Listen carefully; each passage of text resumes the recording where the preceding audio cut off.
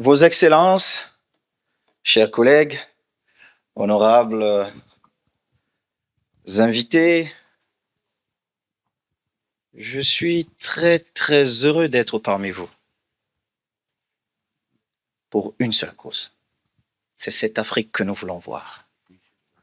C'est ce visage de l'Afrique décomplexé que nous voulons voir. Madame le maire, tout à l'heure, vous avez été extrêmement brillante. Vous avez parlé à travers nous aux millions d'Africains. Et je me suis retrouvé dans vos paroles. Pourquoi? Vous l'avez souligné tout à l'heure, mes prises de position. Je n'ai pas la prétention de dire que les Africains sont meilleurs que les autres.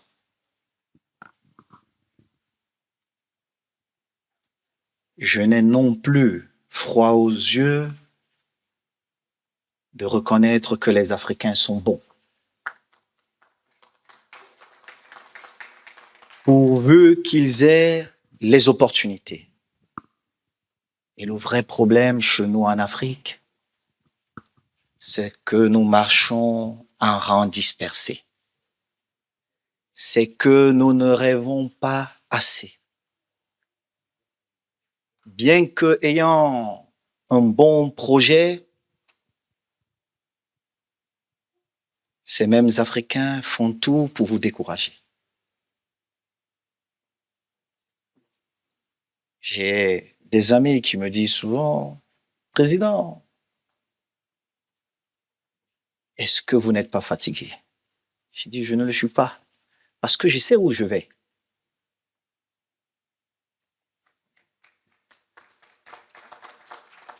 Parce que la plus belle des choses pour moi est d'apporter ma contribution à notre beau continent à travers notre beau pays, le Cameroun. À chaque fois, nous avons des défis qui se présentent à nous.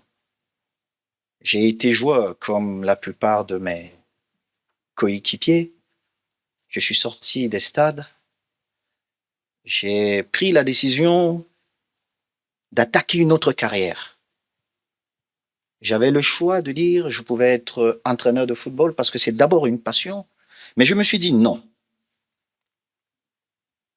J'irai chercher le plus difficile, la présidence de la fédération.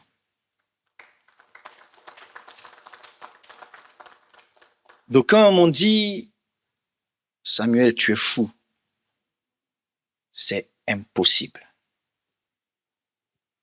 D'autres m'ont dit c'est un milieu fermé, tu ne pourras jamais arriver. Avec les différents soutiens des uns et des autres, nous avons gagné cette élection. Et depuis bientôt plus de 2 ans, nous déroulons exactement le projet que nous avons promis.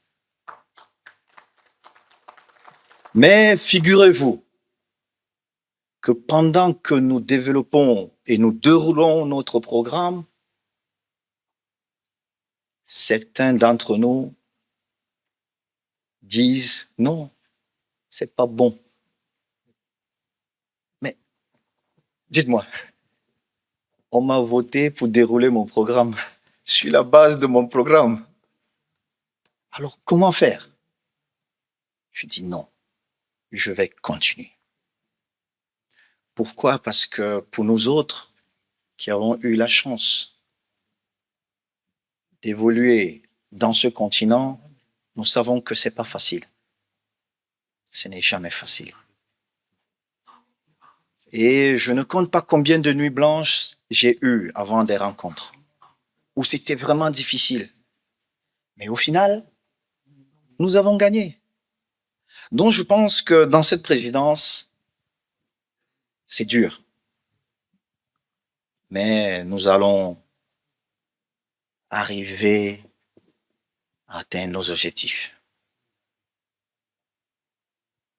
Alors, cette Afrique qui montre son visage ici à Montreuil,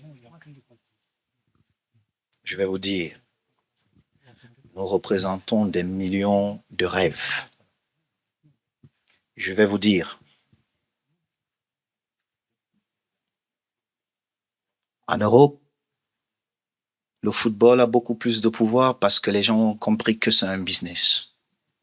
Le nord de l'Afrique a compris que le football était avant et après tout un business. Mais le sud de l'Afrique peine encore à le comprendre. Le sud de l'Afrique peine encore à se positionner pour avoir la part du gâteau. Le premier transfert qui se fait généralement, de l'Afrique vers l'Europe, quand on a trop payé, on a payé 200 000 $, 300 000. Pour le même joueur, 6 mois après, on paye 30 millions de pounds. Qui gagne cet argent? C'est pas l'Afrique. C'est pas l'Afrique. C'est pourquoi nous menons ce combat. Pour nous autres, c'est un combat juste. Pour nous autres, nous rêvons de voir notre continent devant. Quand vous regardez le championnat français, j'ai vu mon frère et ami Hervé Penaud, nous ne sommes pas toujours d'accord, mais je l'aime parce que c'est un Français qui aime l'Afrique. Ah, Hervé, s'il vous plaît, applaudissez pour ce grand monsieur. Je ne suis pas toujours d'accord avec Hervé, mais ça arrive, c'est aussi ça la démocratie. Mais c'est un grand monsieur qui aime l'Afrique.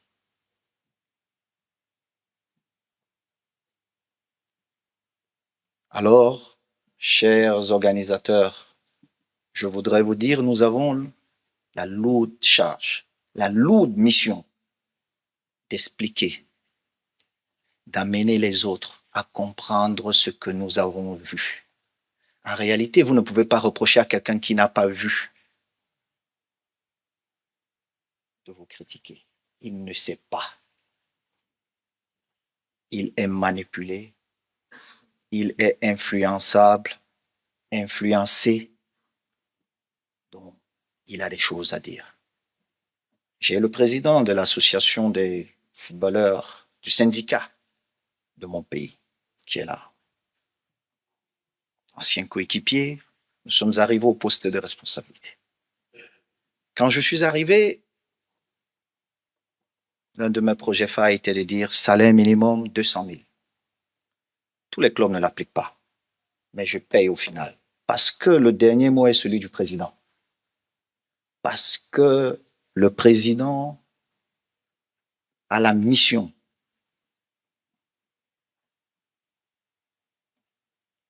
d'accompagner les clubs. C'est ce que nous faisons. Ça prend du temps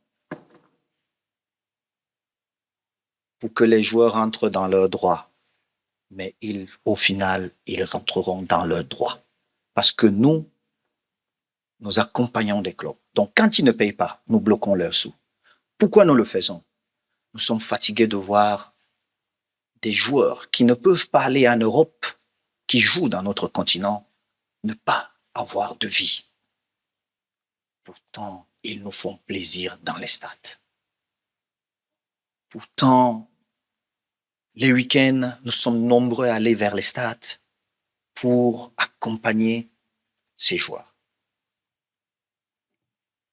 Je sais que de leur côté, ça n'a pas toujours été facile. Mais la chance que nous avons, c'est qu'il a été ancien footballeur. Il comprend les problèmes. Je suis ancien footballeur, président de la fédération, et je comprends les mêmes problèmes que lui. Peut-être avec des visions légèrement différentes. Mais le plus important, c'est qu'à la fin de la journée, les joueurs soient protégés. Ce qui ne veut pas dire qu'on lèse les présidents de club. Parce qu'en réalité, les premiers à gagner dans ce business, ce sont les présidents de club. Et vous le savez tous. Ils ne veulent pas qu'on parle trop de ça. Mais c'est la réalité. Alors, Monsieur le Président, chers frères et amis, le bisou que vous avez fait à mon pied droit, je me souviens très bien. Pour vous, c'était peut-être pour Barcelone, même si j'aurais préféré que ce soit pour un but que j'avais marqué avec l'équipe nationale.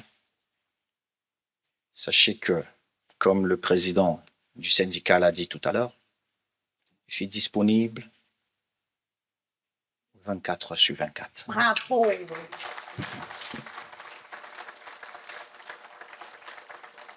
Sachez que nous avons le devoir d'accompagner nos leaders, sans toutefois faire leur politique. C'est d'apporter les idées. Mais c'est aussi de dire la vérité à nos leaders. Parce que vous ne pouvez que prendre une bonne décision si vous avez de bons rapports. Mais très souvent, nous avons des gens qui font des rapports qui ne sont pas totalement exacts. Alors nous allons vous accompagner. Et j'espère que cette Afrique qui se lève aujourd'hui accompagnera aussi le mandat que nous avons au Cameroun. Parce que, comme vous pouvez le constater, on n'a pas beaucoup d'anciens joueurs présidents de fédération. Mais c'est pas parce que les autres ne sont pas outillés pour ça. Peut-être ils n'ont pas le courage, peut-être ils n'ont pas eu la bonne opportunité. C'est à nous aussi d'aller vers les autres et de dire c'est possible, les gars. Vous avez l'un des vôtres qui a réussi quelque part. Avant nous, il y avait Kaloucha, je crois. Mais nous voulons voir plus de présidents de fédération, anciens footballeurs. Les autres ne connaissent pas nos problèmes comme nous. Avant, ils parlent politique, ils ne parlent pas de développement du football. Donc, président, merci encore de m'avoir associé à cette belle idée. Et j'espère que dans quelques semaines, dans quelques mois, nous allons nous retrouver quelque part en Afrique. Parce que même si cette maison est bien représentée par l'Afrique, je souhaiterais et je vous prie d'organiser le même événement quelque part chez nous en Afrique, pour que nous puissions parler de nos problèmes chez nous en Afrique, devant nos frères. En échangeant, on finit toujours par s'améliorer. Je vous remercie.